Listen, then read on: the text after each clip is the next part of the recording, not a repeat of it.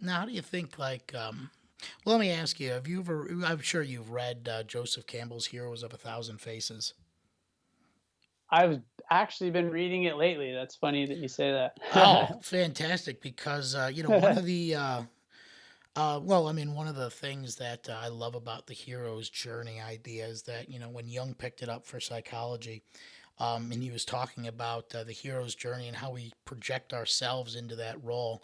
How do you think? I mean, even being initiated into a music scene that, like we were talking about earlier, or even just experiencing one concert. How do you think that we can use music as a way to experience that hero's journey and try and find our place, through the interconnectivity of that experience? Oh, that's an awesome question.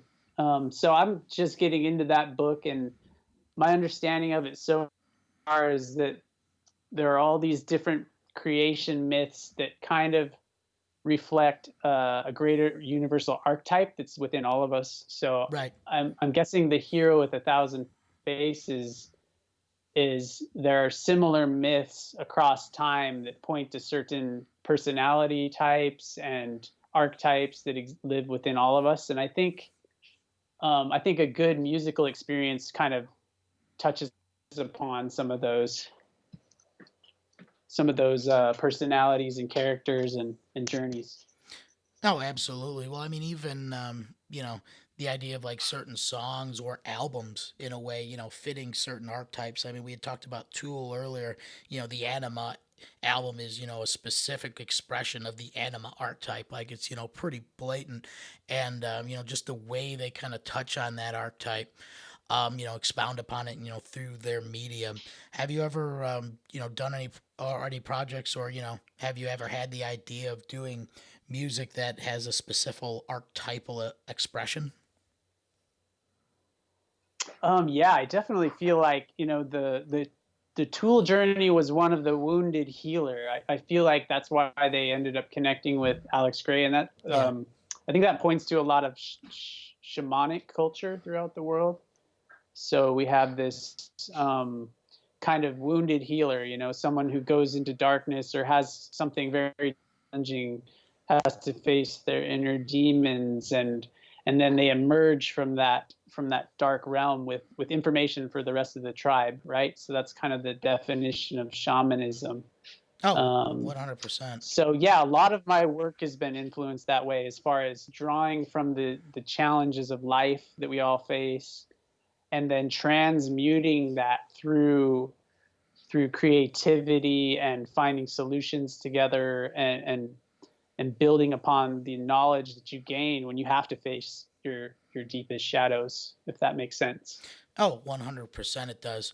Because, well, I mean, trying to just like understand that shamanic experience in day to day life. I feel that there's a lot of people that kind of experience that dark night of the soul, in a sense of not feeling appreciated in their jobs, not being able to do what they want to do, feeling bogged down, underappreciated, frustrated. Um, People, they they experience that sense of meaninglessness, and a lot of Mm-hmm. times, if you're not focusing on the right things, your creative expressions, it just becomes overbearing. And when you're facing your demons and you're facing your shadow, you're really facing how you perceive yourself in the universe, and whether you connect to it or not.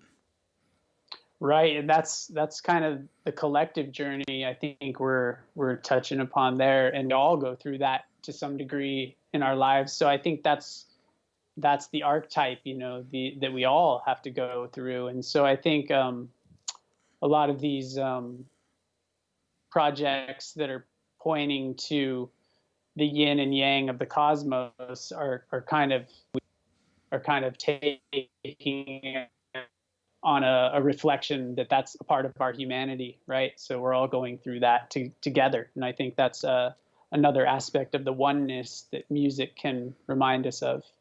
Oh, absolutely. And well, I mean, I know one of my favorite uh, stories, or I guess themes in Gnostic philosophy, is they have the idea of the fallen state after the Garden of Eden, just from like a purely Western perspective. But the idea that as Right. you kind of repair yourself spiritually, you are also acting as an active component in redeeming your fellow man as well, because you are trying to create that connected spirit and lead by example. And that's the one thing I think the emerging of music culture helps us do on a larger cultural level, is that when we are experiencing it together, when we're connect or finding that connectivity, we're kind of actively helping ourselves overcome our senses, our own shadows, our sense of doubt, our regrets, those fears, insecurities, because you could find one of the most insecure people, take them to a festival, and man, they will find themselves sometimes. Like they just can completely shed off those preconceived notions that they had about themselves, and they can just experience who they want to be genuinely to themselves, like they haven't before. Yeah, beautifully put. Yeah, great description of the collective healing I think that takes place with music and festival culture.